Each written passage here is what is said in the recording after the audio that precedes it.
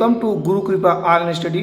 मेरे प्रिय विद्यार्थियों, आज से हम क्लास 10 की नई क्लास स्टार्ट कर रहे हैं, जिसमें सबसे पहला आपका लेसन है डस्ट ऑफ स्नो। पोइट्री का पहला लेसन है डस्ट ऑफ स्नो। इसको हिंदी में कहते हैं बर्फ़ की धूल। बर्फ़ की धूल यानी बर्फ़ के कण। इसके जो पोएट है ना, इसकी पोएट है रॉबर्ट फ्रॉस्ट। ये अमेरिकन पोएट हैं। ये बहुत बढ़िया कवि जी हैं। ये बहुत अच्छे अच्छे जो है आपको पोयम आगे दिखाएंगे और भी अच्छे। और यह कक्षा 10वीं की यूपी बोर्ड यानी सीबीएसई बोर्ड में भी ये दोनों आपको काम आएगा। तो सभी लोग, आज हम आपको पहले इसका टेस्ट का अनुवाद बताएंगे, उसके बाद इसका हम पैराग्राफ का क्वेश्चन आंसर कराएंगे, उसके बाद मैं मल्टीपल चॉइस क्वेश्चन कराऊंगा। तो चलिए, आज हम आपको एक एक बात, एक एक वर्ड मीनिंग में सारी चीज़ बताऊंगा। आप लोग ध्यानपूर्वक इसको सुनिएगा और अपने कॉपी में लिख लीजिएगा। ठीक है, चलिए चलते हैं अपने पैराग्राफ की तरफ। Lesson 1 poetry dust of snow. इसके जो पोएट है रॉबर्ट फ्रॉस्ट। चलिए, पैसेज में आपका दिख रहा है, यहाँ पहला लाइन है the way a crow Shuk down on me the dust of snow from a hemlock tree. तो यानी द वे अ क्रो यानी द वे माने होता है तरीका, और क्रो माने होता है कौवा, और शुक माने तो है हिलाना, और डस्ट ऑफ स्नो माने बर्फ के कण, और फ्रॉम माने से, अ माने एक, हेमलॉक ट्री माने धतूरे के पेड़। यानी हम आपको पहले सारांश बताते हैं इसका। सिंपल समझिए कि कवि जी जो रॉबर्ट फ्रॉस्ट हैं, वह एक कवि जी धतूरे के वृक्ष के नीचे खड़े हुए हैं।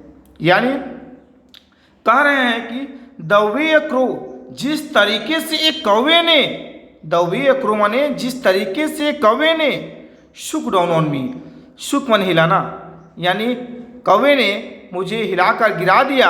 क्या गिरा दिया? द डस्ट ऑफ स्नो, बर्फ के कण, from hemlock tree, hemlock tree से यानी धतूरे के वृक्ष से। तो इसका पूर्ण रूप से अगर मिलाकर कहेंगे हिंदी, तो यानी कह रहे हैं, कवि जी कह रहे हैं कि जिस तरीके से कौवे ने मेरे ऊपर धतूरे के वृक्ष से मेरे ऊपर क्या गिरा दिया? बर्फ के धूल गिरा दिया। तब क्या होता है? Has given my heart a change of mood and some sub part of her day I had read. Has दी गई है, गिवन माने देना, दी गई है, माई हार्ट माने मेरे हृदय को, अ चेंज माने बदलना, चेंज माने बदलना यानी प्रदान करने के लिए यहाँ दिया गया है। ऑफ मूड माने क्या होता है? मनोदशा, और चेंज माने परिवर्तन। यानी हैज़ गिवन माने होता है प्रदान करना, तो मेरे हृदय को प्रदान की गई।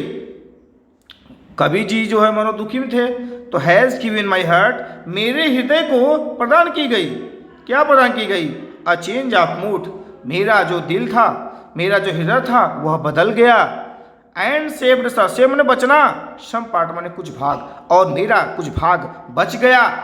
आप आई हैड, एक दिन जो आई हैड रीड, जो मैंने शेष भाग, जो वह दिन के शेष भाग में जो मैं दुखी रहा था, अब मैं सुखी से रहूँगा। यानी एक कौवे के कारण ही मुझे मेरी दशा बदल गई।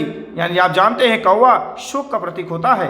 आप देखते हैं कि कौवा आ जाता है, उसको हटाने लगते हैं सब। तो ध्यान से देखिए, जिस तरीके, शुरू से बता दें आपको एक लाइन फिर से, जिस तरीके से एक कौवे ने धतूरे के वृक्ष से मेरे ऊपर बर्फ के कण गिरा दिया, तो मेरे हृदय को प्रदान की गई, मेरे हृदय को प्रदान की गई ए चेंज ऑफ मूड, मेरा हृदय परिवर्तित हो गया, मनोदशा मेरा बदल गया। एंड सब पार्ट, और कुछ भाग बच गया, जो वह दिन के शेष भाग में दुखी रहा था, अब मैं वह सुखी से रहूँगा। रीड माने क्या होता है? रीड माने दुखी रहा, यानी जो मैं शेष दिनों में मैं दुखी रहा, अब मैं ऐसा नहीं रहूँगा। अब शेष भाग में जो आगे वाले दिनों में मैं अच्छे से रहूँगा। इस प्रकार से आपने पहला लेसन डस्ट ऑफ स्नो का सारांश अनुवाद हिंदी सहित आपको मैंने बताया। आप लोग इसे अपने कॉपी में लिख लीजिए, क्योंकि मैं इस पैसेज का जब मैं आपको क्वेश्चन आंसर कराऊंगा, तो आपको एक एक बात आपको बतानी पड़ेगी और आप आसानी से हल कर लेंगे। तो चलिए, आप अपने नोट्स बना लीजिए, और अपने अगर वीडियो अच्छा लगे तो लाइक वाला बटन दबाएं, शेयर कीजिए, और ताकि सभी कक्षा 10 की इस बार विद्यार्थी जो है अच्छे से पढ़ पाएँ। धन्यवाद। जय हिंद, जय भारत।